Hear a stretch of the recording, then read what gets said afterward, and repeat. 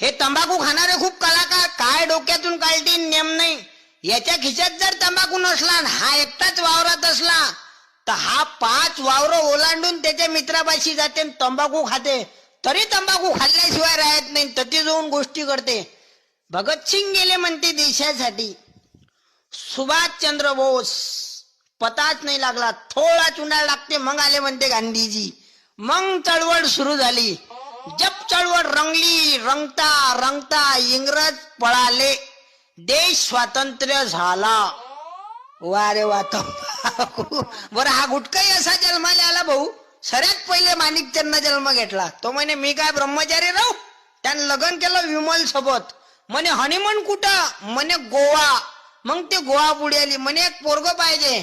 तेले पोरग झालं भाऊ धमाल. म्हणे एक पोरगी पाहिजे.